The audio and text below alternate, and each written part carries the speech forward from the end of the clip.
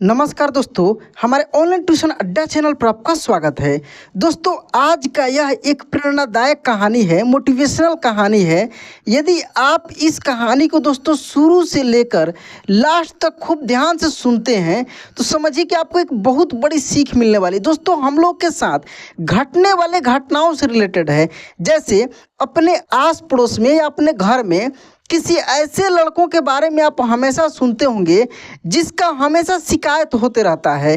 परिवार में या अगल बगल के लोग हमेशा उसकी शिकायत करते हैं कि ये नालायक लड़का है, ये निकम्मा है, ये किसी काम का नहीं है, ये आवारा है। ऐसे बहुत सारे चीज़ें हर किसी के बारे में कुछ ना कुछ होते रहता है। ऐसे ही दोस्तों, आज की इस क्लास में एक नालायक बेटा की कहानी है।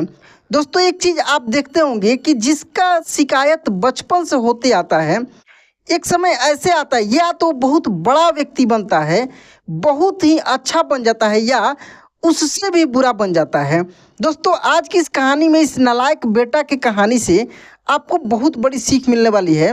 देखिए, हर किसी का माँ बाप अपने बच्चों से बहुत उम्मीदें रखते हैं। सही बात है दोस्तों, यदि आप लड़का हो या लड़की हो, आपके भी माता पिता आपसे बहुत ज़्यादा उम्मीदें रखते हैं। तो अगर आप किसी काम में खरे नहीं उतरते हैं तो उनका मन उदास हो जाता है, वो दुखित हो जाते हैं।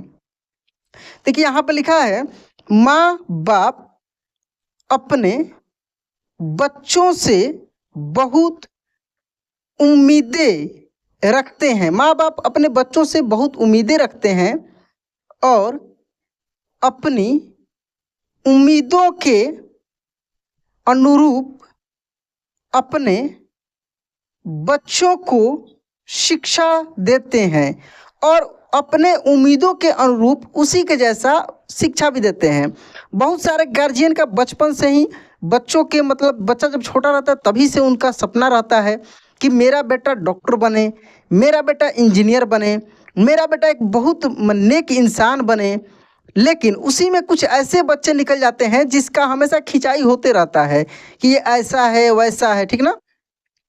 लेकिन कई बार कुछ बच्चे अपने माता पिता की सोच से परे अलग ही दिशा में अग्रसर होते हैं। लेकिन कई बार ऐसा हो जाता है कि वो सोचते हैं कुछ और, लेकिन उनका लड़का या लड़की कुछ अलग ही दिशा पकड़ लेते हैं, कुछ अलग ही दिशा में अग्रसर होते हैं।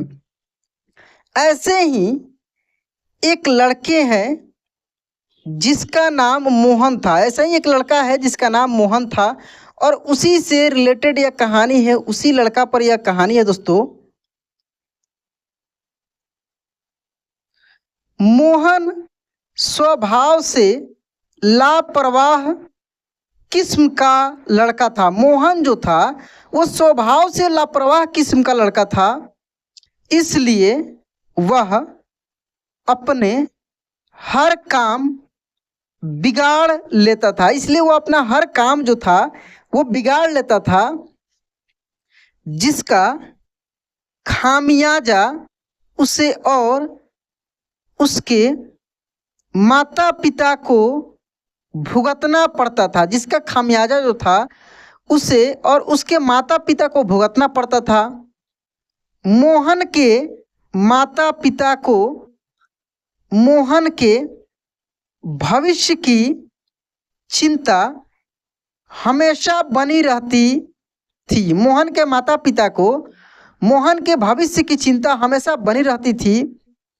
मोहन ने अपने कॉलेज की पढ़ाई अधूरी ही छोड़ दी थी। मोहन जो था वो अपना कॉलेज का पढ़ाई अधूरा ही छोड़ दिया था और सारा दिन आवारागर्दी करते गुजारने लगा था। और सारा दिन जो था आवारागर्दी करते गुजारने लगा था। मोहन के जीवन का कोई उद्देश्य नहीं था। मोहन के जीवन का कोई उद्देश्य नहीं था। वह अपने माँ बाप का इकलौता नालायक बेटा था। वह अपने माँ बाप का इकलौता नालायक बेटा था, जिस पर उसके माँ बाप को गर्व नहीं बल्कि शर्म महसूस होती थी। जिस पर उसके माँ बाप को गर्व नहीं बल्कि शर्म महसूस होती थी। हालांकि इस बात से मोहन को कोई खास फर्क नहीं पड़ता था। हालांकि इस बात से मोहन को कोई खास फर्क नहीं पड़ता था। एक दिन मोहन के पापा उसे बाजार से सामान लाने को कहते हैं। एक दिन मोहन के जो पापा थे उसे बाजार से सामान लाने को कहते हैं, जिसके लिए मोहन को कुछ पैसे और सामान की लिस्ट देकर अपने काम पर चले जाते हैं। पापा के जाते ही मोहन अपने दोस्तों के साथ बाजार जाता है और सामान की लिस्ट के अनुसार सब कुछ खरीद लेता है और सामान के लिस्ट के अनुसार जो है सब कुछ खरीद लेता है और अपने दोस्तों के साथ सामान का थैला लेकर थिएटर में फिल्म देखने और अपने दोस्तों के साथ सामान का थैला ले लेता है और थिएटर में फिल्म देखने चला जाता है। मोहन फिल्म में दोस्तों के साथ खूब मस्ती करता है। फिल्म खत्म होने के बाद मोहन अपने घर वापस आ जाता है। मोहन के पापा कुर्सी में बैठे टीवी देख रहे होते हैं। वह मोहन से सामान के बारे में पूछते हैं। मोहन तुरंत अपने खाली हाथ देखता है और घबरा जाता है। मोहन जो है तुरंत अपना खाली हाथ देखता है और घबरा जाता है, क्योंकि सामान का थैला उसके हाथ में नहीं होता। सामान का जो थैला है उसके हाथ में नहीं होता। वह पापा से कहता है, पापा मैंने थैला अपने दोस्तों को दे दिया है। आप चिंता मत करिए, कल मैं थैला ले आऊँगा। मोहन ने थैला खो दिया था। इस बात से उसे रात भर नींद नहीं आती।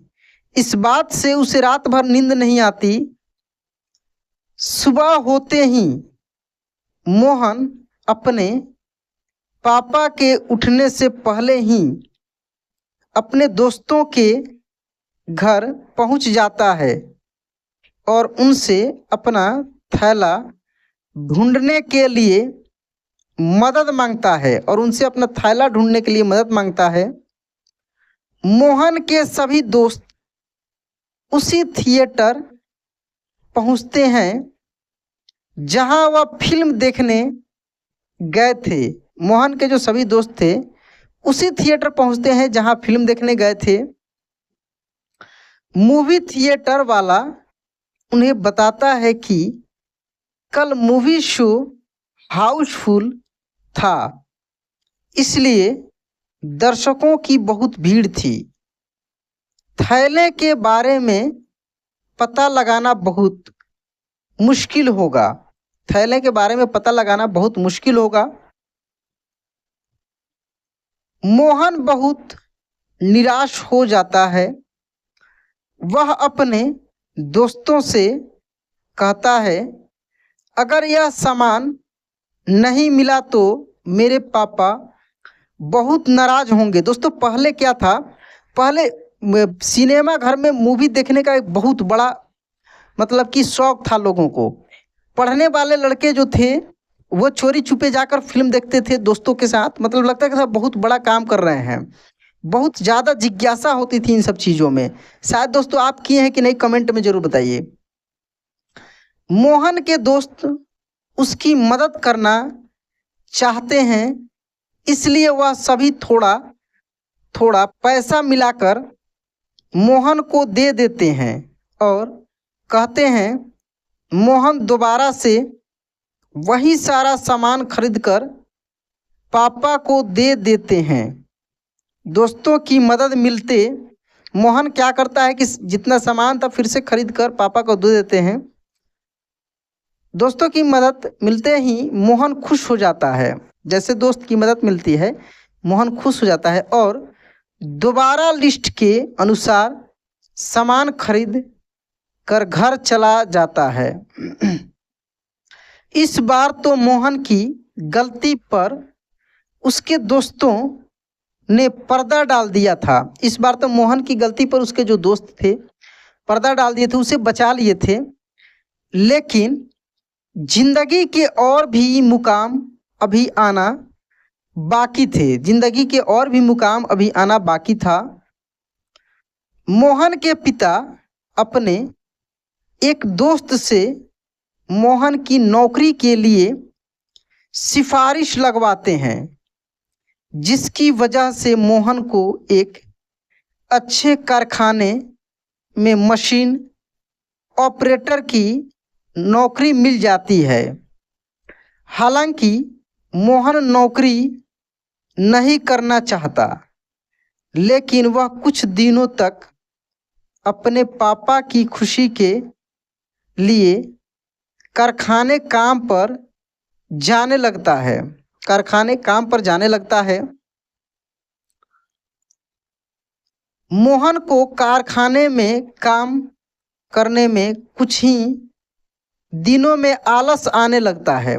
उसको मन नहीं कर रहा था काम करने का, आलस आने लगता है और वह अपने काम में लापरवाही करना शुरू कर देता है और वो जो काम कर रहा था उसमें लापरवाही करना शुरू कर देता है। एक दिन मोहन की ड्यूटी सुबह 6 बजे से होती है। देर रात तक जागने की वजह से मोहन की नींद पूरी नहीं हो पाती। देर रात तक जागने की वजह से मोहन का जो नींद था पूरी नहीं हो पाती है, इसलिए वह कारखाने पहुंचकर कुर्सी में बैठे बैठे सोने लगता है। उसी समय मोहन के सुपरवाइजर उसे मशीन का रॉ मटेरियल वेस्टेज चैम्बर खोलने को कहते हैं, जिसे एक बटन दबाकर खोला जाता था। मोहन नींद में मशीन को चालू करने का बटन दबा देता है, जिसकी वजह से एक मजदूर का हाथ मशीन के बेल्ट में दबकर टूट जाता है। हादसा होते ही फैक्ट्री में अफरा तफरी मच जाती है। हादसा होते ही फैक्ट्री में अफरा तफरी मच जाती है। मजदूरों का हुजूम मशीन के आसपास उमड़ पड़ता है। लोगों की जो चीख थी, चीख पुकार सुनकर मोहन की नींद उड़ जाती है। वह अपनी कुर्सी से उठकर भीड़ के साथ भागने लगता है। तभी मोहन को पता चलता है कि उसकी गलती की वजह से ही मजदूर का हाथ टूटा है। उसकी गलती की वजह से ही मजदूर का हाथ टूटा है। अचानक उससे घबराहट होने लगती है। उसका शरीर कांपने लगता है। वह भीड़ से मुंह छिपाते हुए अपने घर भागता है और घर पहुंचकर अपने पापा से सारी बात कह देता है। घर पहुंचकर अपने पापा से सारी बात कह देता है। मोहन के पापा का गुस्सा सातवें आसमान पर चला जाता है। वह पहले से ही मोहन को नालायक बेटा मानते थे, पहले से ही मोहन को नालायक बेटा मानते थे, और अब मोहन ने इतनी बड़ी गलती कर दी थी जिसके लिए उसे जेल भी जाना पड़ सकता था। वह गुस्से में मोहन को घर से निकाल देते हैं, गुस्से में मोहन को घर से निकाल देते हैं। मोहन हादसे की वजह से बहुत दुखी था और उसके पिता ने भी उसे घर से बेदखल कर दिया। उसके जीने के सारे रास्ते बंद हो चुके थे। उसने तय कर लिया था कि वह आत्महत्या करेगा और वह ट्रेन से अपनी जान देने के लिए रेलवे स्टेशन पहुंच जाता है और ट्रेन के आने का इंतज़ार करने लगता है तभी एक जोरदार हॉर्न की आवाज़ के साथ एक ट्रेन रेलवे स्टेशन में दाखिल होती है। ट्रेन के आते ही मोहन अपनी जगह पर खड़ा हो जाता है और पटरी में कूदने का मन बना लेता है। जैसे जैसे ट्रेन पास आती है मोहन की धड़कनें बढ़ने लगती है और जैसे ही ट्रेन मोहन के करीब पहुंचती है वह आत्महत्या करने के लिए ट्रेन के सामने छलांग लगा देता है। लेकिन उसी वक्त उससे एक आदमी टकराता है जिसके हाथ में एक बड़ा सा बैग होता है। टक्कर की वजह से मोहन दूर जा गिरता है और उसकी जान जाने से बच जाती है। मोहन उस यात्री का बैग उठाकर उसको देता है, लेकिन मोहन को उसके बैग में बहुत ज़्यादा भार महसूस होता है और जैसे ही मोहन बैग की चैन खोलता है वह चौंक जाता है। बैग के अंदर एक इलेक्ट्रॉनिक टाइमर बम चालू हो चुका था, जिसके समय के अनुसार अगले 10 मिनट में वह बम फटने वाला था। मोहन बैग लेकर स्टेशन के बाहर भागने लगता है। अचानक वह आदमी भी मोहन के पीछे भागता है। हड़बड़ाहट में मोहन का संतुलन बिगड़ जाता है और वह रेलवे प्लेटफॉर्म के फर्श में गिर जाता है उसी वक्त वह आदमी मोहन के पीछे भागते हुए उसके पास पहुंच जाता है और अपना बैग उठा लेता है। लेकिन उसकी किस्मत बुरी होती है क्योंकि रेल पुलिस के जवान वहां पहुंच चुके होते हैं और उन्हें देखकर मोहन जोर जोर से बैग की तरफ इशारा करके बम चिल्लाने लगता है। मोहन की आवाज़ सुनकर रेलवे पुलिस के जवान उस इंसान पर बंदूक तान देते हैं जिसके हाथ में बम वाला बैग होता है। मोहन पुलिस वालों को बताता है कि अगले 10 मिनट में बम फटने वाला है। रेलवे पुलिस का एक जवान अपनी बहादुरी दिखाते हुए बैग